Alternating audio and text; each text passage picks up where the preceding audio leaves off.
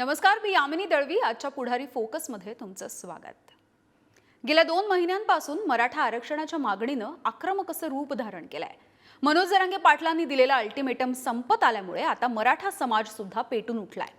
आधी उपोषणाच्या मार्गाने आरक्षणाची मागणी करणाऱ्या मराठा बांधवांनी आता राजकीय पुढाऱ्यांना गाव बंदी करण्याचा निर्णय घेतलाय आणि त्यामुळे आताचा हा टप्पा राजकीय पुढाऱ्यांसाठी सुद्धा अधिक कठीण असा जाणार आहे.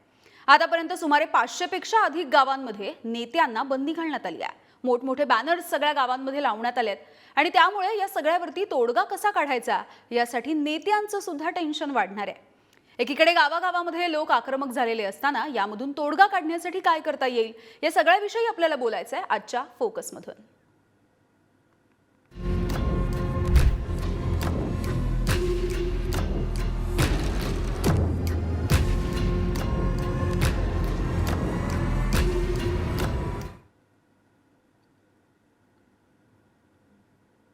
आणि या सगळ्याविषयी आपल्यासोबत बोलण्यासाठी स्वतः मनोज जरांगे पाटील आपल्यासोबत आहेत आणि त्यासोबतच मराठा सेवक डॉक्टर गणेश गोळेकर आपल्यासोबत आहेत. आणि या सगळ्या बद्दलचं मराठ्यांच्या आरक्षणाबद्दल आपण जाणून घेणार आहोत. सर्वोच्च न्यायालयाचे वकील आपल्यासोबत आहेत, ॲडव्होकेट श्रीराम पिंगळे. मात्र सुरुवातीला आपण बघूयात की आरक्षणासाठी वेगवेगळ्या गावांमध्ये जी बंदी केली गेली आहे त्याचं नेमकं स्वरूप काय आहे. मराठा आंदोलक मनोज जरांगे पाटलांच्या आवाहनाला मोठा प्रतिसाद मिळताना दिसतोय. राज्यामध्ये ठिकठिकाणी नेत्यांना गावबंदी करण्यात आली आहे. तर आतापर्यंत 550 पेक्षा जास्त गावांमध्ये राजकीय नेत्यांना गावबंदी केली गेली आहे. जालन्यामधलं सगळ्यात पहिलं गाव आंतरवाली सराटी इथे गावबंदीचा निर्णय घेण्यात आलाय. त्यानंतर जालन्यामधल्या राजूरमधल्या चांदई एकको इथे सुद्धा मशाल रॅली काढण्यात आली. गावकऱ्यांकडून गावबंदीच्या निर्णयाला पाठिंबा देण्यात आला. पुढे जालन्यामधलं आणखी एक गाव आहे चांदण झिरा. या गावामध्ये सुद्धा आरक्षणासाठी मोठी बॅनरबाजी केली गेली. आपण दृश्य सुद्धा बघतोय. हिंगोलीमधल्या सुरुसखेडामध्ये सुद्धा गावबंदीचे बॅनर झळकलेले आहेत आणि हे गावबंदीचे बॅनर हातामध्ये घेऊनच इथल्या सगळ्या गावकऱ्यांनी मिरवणुका सुद्धा काढलेल्या आहेत. लातूरमध्ये आपण बघूयात 40 पेक्षा अधिक गावांमध्ये गावबंदीचे बॅनर्स लागलेले आहेत आणि यामध्ये गौर, गादवड, तांदुळजा, वांजरखेडा, पिंपळगाव, भोसा अशा वेगवेगळ्या गावांचा समावेश आहे. यामध्येच आणखी पिंपरी, कानडी, बोरगाव, टाकळगाव, सारसा, बोडका, उजनी, जोडजवळा अशा वेगवेगळ्या गावांचा समावेश आहे. साताऱ्यामधल्या वडूतमध्ये सुद्धा राजकीय पक्षांना गावबंदी करण्यात आली आहे आणि छत्रपती संभाजीनगरमधल्या भायगाव गंगा या गावातील नागरिकांनी सुद्धा एकत्र येऊन गावबंदीचा निर्णय घेतलाय. आणि या सगळ्याविषयी बोलण्यासाठी थेट आपण जाऊयात. मनोज जरांगे पाटील आपल्या सोबत आहेत. मनोजजी, खरं तर तुम्ही तुमची भूमिका स्पष्ट केलेली आहे आणि त्यानंतर साधारणतः जर आपण पाहिलं 550 पेक्षा अधिक गावं आता गावबंदीसाठी एकवटलेली बघायला मिळतात. तर काय नेमकी प्रतिक्रिया याबद्दल तुमची?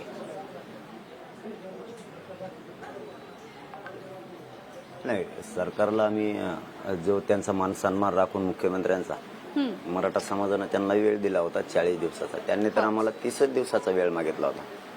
आम्ही सरकारचा मान सन्मान करून मुख्यमंत्र्यांच्या शब्दाचा मराठा समाजानं मान राखला आणि त्यांना 40 दिवस दिले. आज आणि उद्या 2 दिवस आणखीनही त्यांच्या हातात आहे. त्यांनी मराठा समाजाला तातडीनं आरक्षण देणं आवश्यक आहे. कारण आम्ही तुम्हाला आपलं मानतो म्हणून आम्ही तुम्हाला वेळ दिलाय. तुम्ही आम्हाला मानत नाहीत आपले, याचा अर्थ असा आहे म्हणून आमच्या गावात तुम्ही यायचंच नाही. कारण आम्ही तुमच्या दारात आता येणार नाही. तुम्ही आमच्या दाराला शिवायचं नाही. कारण तसं आहे, तुम्हाला मोठं करताना आमच्या मराठा समाजानं कधीच विचार केला नाही. तुम्हाला आपलं आम्ही मानलेलं आहे म्हणून मोठं केलं. आज आमचे लेकरं बाळ मोठं करायची वेळ आली, तुम्ही आम्हाला आपलं मानायलाच तयार नाहीत. त्याचा अर्थच असा होतो की तुम्ही आरक्षण द्यायला विरोध करता. याचा अर्थ असा आहे की तुम्ही आम्हाला आपलं मानत नाही. त्यामुळे तुम्ही आमच्या गावात यायचं नाही. आम्ही तुमच्या दाराला शिवत नाही, तुम्ही आमच्या दाराला अजिबात शिवायचं नाही.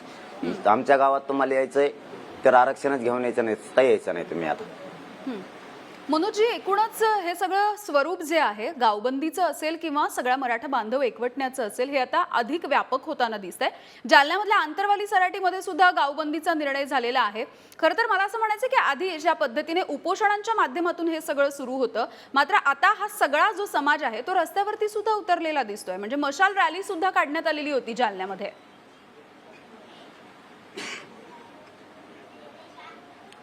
नाही नाही, आम्ही शांततेच्या मार्गाने करतोय. आमचा शब्दच आहे, आम्ही शांततेत मराठा समाज आंदोलन करणार आहे. कारण हे शांततेचं युद्ध सरकारला पेलणार नाही. आम्ही अगोदरच त्यांना सांगितलं सुद्धा होतं, पण त्यांनी ते सहज घेतलं असेल, त्यांनी ते गांभीर्याने घेतलं नसेल. कारण आमरण उपोषण आणि हे बाकीचे जे शांततेचे आम्ही निर्णय घेतलेत, त्यांना असं वाटलं असेल की हे शांततेत आहे, काय एवढं गांभीर्याने घ्यायचं गरज नाही. पण त्यांनी शांततेचं युद्ध आणखीन बघितलंच नाही. जसं की सभा घेताना आम्ही 100 एकर मध्ये ठेवली, नंतर 170 मध्ये ठेवली. त्यावेळेस त्यांना असं वाटत होतं की हे काय चिल्लर चाळे करायला लागलेत, कुठं इथं 2 एकर लवकर भरत नाही, कुठं 170 एकर भरत असतं. कारण ज्यावेळेस भरलं त्यावेळेस त्यांच्या तोंडात बोट गेलं की हे कसं घडू शकलं, कारण हे इतके भयानक पब्लिक आली कुठून. तसंच त्यांना आताही सांगतो आम्ही, जसं पाठीमागच्या वेळेस तुमची जो भ्रम होता तो भ्रम निघाला, तसंच आम्ही त्यांना सांगताना सांगितलं होतं की तुम्हाला हे पेलणार नाहीये. तुम्ही विचार घ्या करा की अन्यायाच्या विरोधात जो आम्ही शांततेचा हे युद्ध सुरू केलंय, ते शांततेचं युद्ध हा तुम्हाला पेलणार नाही, हे त्यांना सांगितलं होतं. काय त्यांचं अगदी मनोजी, तुम्ही असे सोबत राहा. आपण बघूयात की आरक्षणाची ही जी धग लागते आहे, या सगळ्यामुळे राजकीय पक्षांना सुद्धा चांगल्या झळा बसताना दिसणार आहेत. त्यामुळे अनेक गावागावांमध्ये राजकीय पक्षांचे लोकांनी राजीनामे सुद्धा दिलेले आहेत. काही गावांमध्ये स्थानिक पदांचे सुद्धा राजीनामे देण्यात आले आहेत. तर अतुल सावे, भारती पवार, उपमुख्यमंत्री अजित पवार या सगळ्यांना जाब विचारला गेलाय. अनेक गावांमध्ये पंचायत निवडणुकांवरती सुद्धा बहिष्कार घालण्यात आलाय. हिंगोलीमधल्या सेनगावमध्ये सुद्धा राजकीय कार्यक्रमांवरती बंदी घालण्यात आली आहे. तर चुलीत गेले नेते आणि चुलीत गेले पक्ष अशा घोषणा सुद्धा लिहिण्यात आल्या. हिंगोलीच्या पाथर्डी खुर्दमध्ये मराठा बांधवांनी एकत्र येऊन शपथ सुद्धा घेतलेली आहे.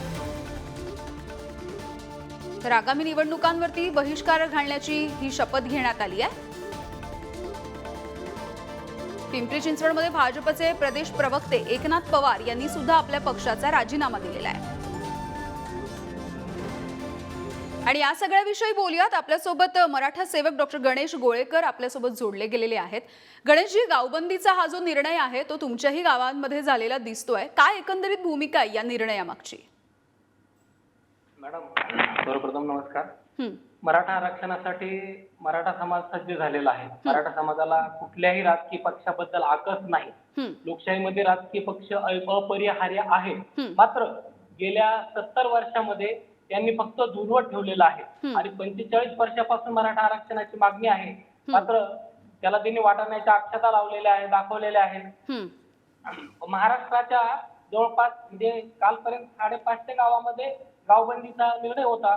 रात्री मनोज जरांगे पाटलांनी आवाहन केलं आणि आतापर्यंत जवळपास 2000 गावामध्ये बोर्ड लागलेले आहेत.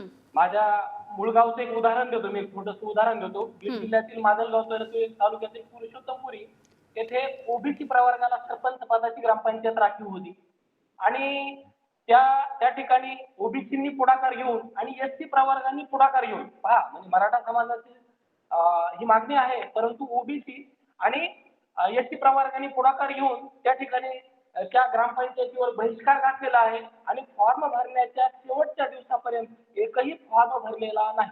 त्यामध्ये विशेषतः लोहार आहेत, सुतार आहेत, तेली आहेत, कुंभार आहेत, धनगर आहेत, नावी आहेत, कासार आहेत, कैकाडे आहेत, महार, माल, डांबार सगळे 18 पगड जाती जमातीचा समावेश आहे.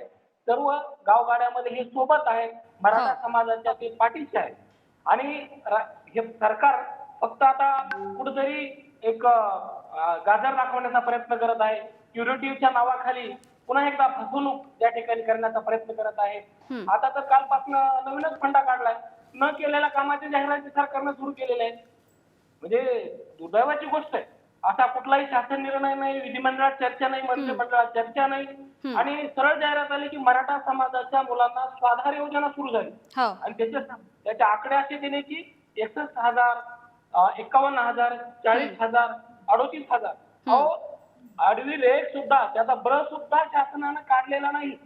आमच्या ज्ञानात भर पडेल असा जे असेल आम्ही तो डोक्यावर घेऊन फिरू नाचू आणि जर शासनानं हे गांभीर्याने घेतलं नाही तर हा शांततेचा लढा प्रचंड महागात पडेल. आपण कल्पना सुद्धा करू शकणार नाही की शांतीत क्रांती होऊ शकते. गणेशजी, असे सोबत राहा. मनोज जरांगे पाटील आपल्या सोबत आहेत. मनोजजी, अनेक गावांमध्ये राजकीय पक्षांचे राजीनामे देण्यात आलेले आहेत, कारण ही गावबंदी करण्यात आलेली आहे, अजूनही आरक्षण मिळालेलं नाहीये या सगळ्यामुळे. आणि दुसरीकडे त्याच वेळेला म्हणजे कालच आपण पाहिलेलं होतं, बारामतीमध्ये उपमुख्यमंत्री होते अजित पवार. इतके दिवस त्यांनी स्वतःहून पुढे येऊन याविषयी काहीच बोललेलं नाहीये, म्हणजे काहीच भाष्य केलेलं दिसत नाहीये, त्यांची भूमिका मांडलेली दिसत नाहीये. त्याच्यासाठी सुद्धा मराठा बांधवांनी त्यांना घेराव घातलेला होता, त्यांना जाब विचारलेला होता.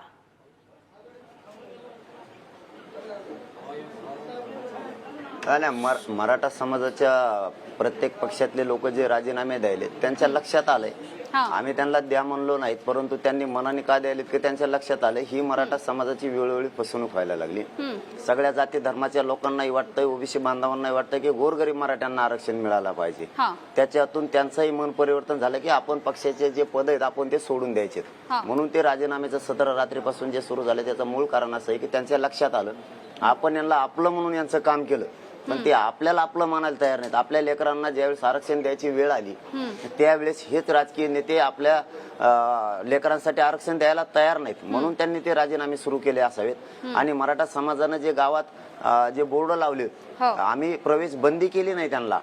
आमचं मत आहे तुम्ही आमच्या गावात यायचं नाही, कारण तुम्ही जर आम्हाला आपलं मानत नसाल तर आम्ही तुम्ही आमच्या दाराला शिवायचं नाही, आम्ही तुमच्या दारात येत नाही. आमच्या गावात तुम्ही आरक्षण घेऊन आल्याशिवाय यायचं नाही, ही आमची प्रमुख भूमिका आहे. आणि त्याच्यावर आम्ही ठाम आहेत. आम्ही त्यांना पुन्हा सांगतो की सांगताना सांगितलं होतं तुम्हाला हे शांततेचे युद्ध परवडणार नाही, तुम्हाला पेलणार नाही. आणि आता त्यांना परिस्थिती यायला लागली की शांततेचं युद्ध ह्या ताकदीनं चाललंय, म्हणजे आता पुढं काय होणार? पुढं काही होणार नाही. आम्ही सांगतो शांततेत आंदोलन होणार, पण आरक्षण घेतल्याशिवाय आता मराठी हटत नाहीत. म्हणून सगळेजण बांधव आमचे राजीनामे पण द्यायलेत. आणि सगळ्या गावकऱ्यांनी, सगळ्या जाती धर्माच्या लोकांनी मिळून ठरवलंय की आपल्या गावात राजकीय पक्षाच्या माणसांनी यायचंच नाही. म्हणून गावकऱ्यांनी, आणि तेही त्यांचंही बरोबर आहे, कारण तुम्ही जर आम्हाला आपलं मानत नसाल तर तुम्ही आमच्या गावात येता कशाला? आम्ही तुमच्या दारात येत नाही, तुम्ही आमच्या गावात येते, आमच्या दाराला तुम्ही शिवायचं नाही. मनोजी, म्हणजे केवळ राजकीय कार्यक्रमांवरती बंदी असणार आहे काही? कारण तुम्ही म्हणालात गावबंदी नाहीये, म्हणजे तुम्ही कोणालाही येण्यासाठी बंदी घातलेली नाहीये, याचा काय नेमका अर्थ घ्यायचा? नाही, म्हणजे गावबंद म्हणजे त्याचा अर्थ असा की समाजानं गावबंद केलं त्यांना. समाजाचा निर्णय आहे तो त्यांच्या लेवलवर त्यांचा ठीक आहे. बरं, आमचं मत आमच्या गावातच तुम्ही यायचं नाही. आमच्या गावाला तुम्ही आता आमच्या उमऱ्याला शिवायचं सुद्धा नाही, आम्ही सुद्धा तुमच्या उमऱ्याला शिवत नाही. कारण आम्ही तुम्हाला आपलं मानलं म्हणून त्या खुर्चीवर आम्ही बसवलंय. तुम्हाला आमदार केलंय, तुम्हाला खासदार केलंय, तुम्हाला मंत्री केलंय. सगळ्या जाती धर्माचे लोक या मोहिमेत उतरलेत. याचा अर्थ गांभीर्याने सरकारला घ्यायला कळत नाही का? याचा अर्थ काय होतो की आपण गोरगरिबांच्या लेकराला आरक्षण देत नाहीत म्हणून एक खतखत आहे, ती चीड गावागावात निर्माण झाली आणि राजकीय पक्षांच्या मराठा नेत्यांमध्ये झाली. म्हणून तर ते राजीनामे द्यायलेत ना, त्यांच्या लेकरांवरती अन्याय व्हायला लागलाय. मग या पक्षाचे आपण पद ठेवून करायचं काय? म्हणून ते स्वतःहून राजीनामे द्यायला लागलेत. आणि स्वतःहून मराठा समाजानं गावागावात त्यांना प्रवेश बंदीचे बोर्ड लावलेत. तो समाजाचा निर्णय. आमचं म्हणण्याचा अर्थ फक्त एवढाच आहे की तुम्ही आमच्या गावात यायचं नाही, आम्ही तुमच्या दारात येत नाही, तुम्ही आमच्या दारात यायचं नाही. आमच्या गावात जर तुम्हाला यायचं असेल तर आरक्षणच घेऊन यायचं, नसतं तसं आता यायचं नाही. मनोजी, आणखी एक प्रश्न आहे. खरं तर मुंबईमध्ये काही मराठा समाजामधले बांधव एकवटलेले आहेत आणि त्यांचं असं म्हणणं आहे, ते पत्रकार परिषद सुद्धा घेणार आहेत, त्यांचं असं म्हणणं आहे की आम्हाला ओबीसीमधून मराठा आरक्षण नकोय, आम्हाला स्वतंत्रपणे मराठा आरक्षण हवंय. तुमचं नेमकं काय म्हणणं आहे यावरती? नाही, आमची मागणी समाजाची, आमची मागणी समाजाची, समाजाला मान्य आहे. महाराष्ट्रातल्या आम्हाला 50% आत आम्हाला कुणबी प्रमाणपत्र महाराष्ट्रातल्या मराठा समाजाला पाहिजेत. आणि कानाकोपऱ्यातला महाराष्ट्रातला मराठा समाज आणि सगळ्या जातीचे धर्माचे लोक या मागणीसाठी आमच्या सोबत आहेत. आणि महाराष्ट्रातला मराठा समाज एकमुखी कानाकोपऱ्यातला याच मागणी सोबत आहे. त्यामुळे कोण काय म्हणतंय हे आम्हाला मराठा समाजाला माहित नाही. मराठा समाजाला एकच माहिती आहे, मराठा समाजाला कुणबी जात प्रमाणपत्र पाहिजेत. मराठा समाज पूर्वीपासून ओबीसी आरक्षणात आहे, आम्हाला ते आरक्षण आमच्या हक्काचं पाहिजे. यासाठी राज्यातला मराठा एक आहे. कोण काय पत्रकार परिषद घेणार आहे किंवा काय करणार ते आम्हाला माहित नाही, पण मराठा समाजाचं म्हणणं मात्र एवढं फायनल आहे की आम्हाला कुणबी जात प्रमाणपत्र पाहिजेत, ओबीसी आरक्षण हे आमचं हक्काचं आहे, ते आम्हाला पाहिजे. आणि यासाठी महाराष्ट्र एकवटलेला आहे. त्यामुळे बाकीच्या उत्तर द्यायला आम्ही काय बांधील नाही. बरं मनोजजी, याच्या आधी सुद्धा असं झालेलं होतं. म्हणजे एकीकडे नारायण राणेंनी 96 कुळींचा मुद्दा काढला. आताचा जे आपण म्हणालो मुंबईमध्ये जे पत्रकार परिषदा होतात त्यांचं असं म्हणणं आहे ओबीसीमधून नको, पण आम्हाला स्वतंत्र आरक्षण हवंय. नेमकं आता आरक्षण मिळेल की नाही अशी जी धाकधूक आहे ती वाढत चाललेली आहे. ही वाढत चाललेली असताना हे सगळं असं विभागलेलं का दिसतंय या सगळ्या मराठा समाजामध्ये? अशा पद्धतीची विभागणी, अशा पद्धतीची फूट पाडण्याचा प्रयत्न तुम्हाला वाटतोय का? नाही, काय धाकधूक नाही मराठा समाजात, कारण मराठा समाज एकजूट आहे, एका ताकदीनं लढतोय. हे एका रात्री सिद्ध झाले. काल नुसती आम्ही सांगितलं आणि आज गावाची गावं उठले सगळे राज्यातले. त्यामुळे आमची काही धाकधूक नाही, काय नाही. काय दोन फळ्या बी नाही तर काय नाही. 100% मराठा समाज आरक्षण घेणारे, शांततेचं युद्ध हे जिंकणार सुद्धा आहेत. आरक्षण घेतल्याशिवाय मराठे हटत नाहीत. आता त्यांची मजबुरी, त्याला आम्ही काय करावं? त्यांना त्यांचा पक्ष सांगतोय वाटतं, त्यांचं सरकार त्यांना सांगतोय वाटतं तुम्ही बोला. त्यांच्याही लक्षात आहे की आपण मराठा समाजाच्या विरोधात बोलतोय, मराठा समाजाचा रोष आपण ओढून घेतोय, पण त्यांचा नाविलाज झालाय. त्यांना सरकारनं सांगितल्यामुळं ते आपले बोलतायत आणि ते त्यांच्या पक्षाला खुश करण्याचं काम करतायत. परंतु इथं मराठा समाज खुश करणं आवश्यक आहे. मराठा समाजाच्या विरोधात जाऊन बोलणं हे त्यांनी करू नये. कारण तुम्हाला घ्यायचं तर घ्या, नाही तर तुम्ही घेऊ नका. तिथं काय जोर जबरदस्ती नाहीये कोणाला. ज्या गोरगरिबांना आरक्षण घ्यायचंय ते घेतील, त्यांच्या मुलांसाठी, त्यांच्या नोकऱ्यांसाठी लागतंय. तुम्हाला घ्यायचं घेऊ नका. पक्षाला खुश करण्यासाठी तुम्ही मराठा समाजाचा घात करू नका किंवा मराठा समाजाचा अपमान सुद्धा करू नका. कारण मराठा समाज हे सहन आता करणार नाही. कारण तुम्ही पक्षासाठी जातीलाच किंमत देणार नसाल तर ह्यो मोठा प्रश्न मराठा समाजासमोर आता उभा राहणार आहे इथून पुढे. अगदी मनोजी, गावकरी सगळे एकत्र येताना आपल्याला बघायला मिळतं आहे तर अनेक गावांमध्ये पंचायत निवडणुकांवरती सुद्धा बहिष्कार घालण्यात येणार आहे किंवा त्यांच्यामध्ये असे ठराव झालेले आहेत, त्यांनी शपथा सुद्धा घेतलेल्या आहेत. याकडे नेमकं कसं बघताय? याचा नेमका काय याची प्रतिक्रिया उमटू शकते एकूणच स्थानिक पातळीवरती? नाही, ते समाजाचा निर्णय. आजचा आमचा एवढाच निर्णय आहे की आमच्या गावात तुम्ही यायचं नाही.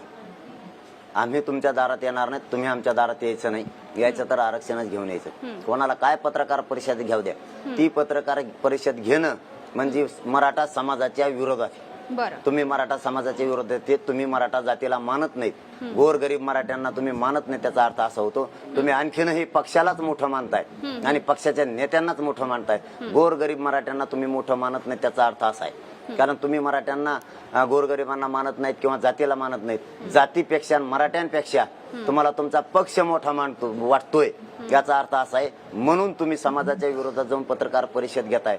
पण त्याचा अर्थ दुसरा पण असा आहे की त्यांचा नाविलाज आहे. ते मराठा समाजाचे असूनही सरकारने त्यांच्यावरती दबाव आणलाय आणि त्यांना बोलायला लावलंय. परंतु आमचेच लोक तुम्ही अंगावर घालण्याचा जरी प्रयत्न केला तरी आम्हाला त्यांच्या अंगावर जायचं नाही आणि त्यांनीही पक्षाला मोठं मानू नये आणि समाजाच्या विरोधात जाऊ नये. गोरगरिबांच्या लेकरांचं कल्याण होतंय, होऊ द्यावं. तुम्हाला घ्यायचं तर घ्या, नाही तर घेऊ नका. कारण समाजाच्या विरोधात जाणं म्हणजे समाज 100% त्यांना संपवणार आहे. कारण समाजाच्या लेकरांची भावना तुम्हाला लक्षात घ्यायला लागणार आहे अगोदर. तुमची एकट्याचा स्वार्थ असेल ते पक्षाला खुश करू, तुम्ही त्या पक्षाला खुश करता आणि त्या सत्तेला खुश करता आणि तुम्ही बोलता, परंतु तुम्ही मराठा समाजाच्या विरोधात जाता याचं भान तुम्ही राहू द्या. कारण तुम्हाला गोरगरिबांच्या लेकराचा विचार करायला लागणार आहे. आज अशी परिस्थिती कानाकोपऱ्यातला मराठा स्वतःच्या लेकरासाठी आता एक झालेला आहे आणि तो न्याय घेणार आहे. तुम्ही त्यांच्या विरोधात जाऊन तुमच्या अंगावर मराठ्यांचा रोष ओढून घेऊ नका आणि पक्षाला खुश करू नका. ही तुम्हाला आमचा विनंतीचा सल्ला आहे. बरं, आपण हे सुद्धा जाणून घेऊयात की या सगळ्या परिस्थितीमध्ये मराठ्यांना जर आरक्षण द्यायचं असेल तर ते नेमकं कसं देता येऊ शकतं. सर्वोच्च न्यायालयाचे वकील आहेत आपल्यासोबत, ॲडव्होकेट श्रीराम पिंगळे, त्यांच्याशी बातचीत केलेली आहे, आपण ऐकूयात. मराठा आरक्षणाच्या संदर्भातला मनोज जरांगे पाटील यांनी दिलेला अल्टिमेटम हा संपत आलेला आहे आणि अशा वेळी आता सगळ्यांसमोर उत्सुकता आहे ती म्हणजे उद्यापर्यंत सरकार काही ठोस निर्णय जाहीर करतंय का. आतापर्यंतची सगळी परिस्थिती पाहता या सगळ्या प्रकरणात वेगवेगळ्या ज्या घडामोडी घडलेल्या आहेत या सगळ्या संदर्भानं काम पाहणारे सुप्रीम कोर्टाचे वकील श्रीराम पिंगळे माझ्यासोबत आहेत, त्यांच्याशी आपण बोलणार आहोत. आपण पाहतो हे सगळं प्रकरण 40वा दिवस येऊन ठेपलेला आहे. जो अहवाल आहे तो यायला उशीर लागतोय, त्या समितीनं वेळ मागितलेली आहे. अशा वेळी जो उशीर झाला, जो विलंब झाला, याचे काय नेमके परिणाम पाहायला मिळू शकतात किंवा हा जो उशीर झाला याबद्दल काय सांगाल?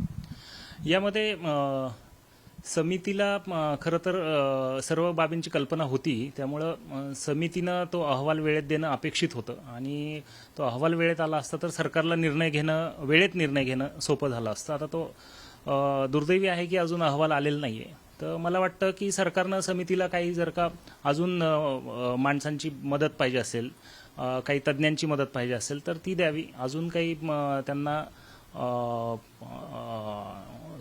सपोर्ट सिस्टीम पाहिजे असेल तर ती द्यावी आणि वेळेत तो अहवाल कसा पूर्ण करून घेता येईल याच्याकडे लक्ष द्यावं. कारण आता सरकारनं वेळ मागितली होती, जरांगे पाटलांनी वेळ दिली होती आणि ती मुदत संपत आली आहे. पण हे सगळं डिपेंडंट जर का समितीच्या अहवालावर असेल तर मग समितीचा अहवाल लवकरात लवकर कसा येईल याच्याकडे याच्यासाठी सरकारनं प्रयत्न केले पाहिजेत. आणि समितीला तसं वाटत असेल तर समितीनं सरकारकडे तशी मागणी केली पाहिजे की त्यांना काय बाबींची कमी आहे तर ती पूर्तता सरकारने करावी.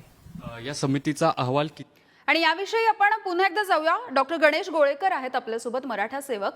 गणेशजी, मगाशी सुद्धा तुम्ही गावबंदीच्या संदर्भातले महत्त्वाचे मुद्दे मांडले. आता आणखी एक प्रश्न आहे, ते म्हणजे काल आपण पाहिलं होतं अजित पवारांना घेराव घालण्यात आला, अतुल सावे असतील, भारती पवार असतील, यांना सुद्धा जाब विचारण्यात आला. अनेक गावागावांमध्ये पंचायत समितीच्या ज्या काही निवडणुका येतील स्थानिक पातळीवरच्या, त्याच्यावरती सुद्धा बहिष्कार टाकण्याचा निर्णय घेतला जातोय. काय नेमकं घडतंय गावागावांमध्ये? मराठा समाजाला आरक्षणाची अत्यंत आवश्यकता आहे. प्रवाहाच्या बाहेर तो फेकला गेलेला आहे. नोकऱ्यामध्ये त्याचं स्थान फार नगण्य आहे आणि शिक्षणाची परिस्थिती अत्यंत वाईट आहे. त्यामुळे समाजाला आरक्षणाची गरज आहे आणि या गरजेपोटी समाज जागृत झालेला आहे आणि म्हणून वेगवेगळ्या राजकीय पक्षांच्या नेत्यांना तो आता जाब विचारत आहे. ते म्हणजे तो रोष एका पक्षावर नाही, सगळ्याच पक्षाच्या नेत्यांना. कारण मराठा आरक्षणाचं मूळ हे सर्वच राजकीय पक्ष विरोध करतात. आरक्षण द्यायचं परंतु कोणाच्या आरक्षणाला धक्का न लावता अशा प्रकारचे गोंडस वाक्य वापरून त्या ठिकाणी ते डायव्हर्ट करण्याचा प्रयत्न करतात.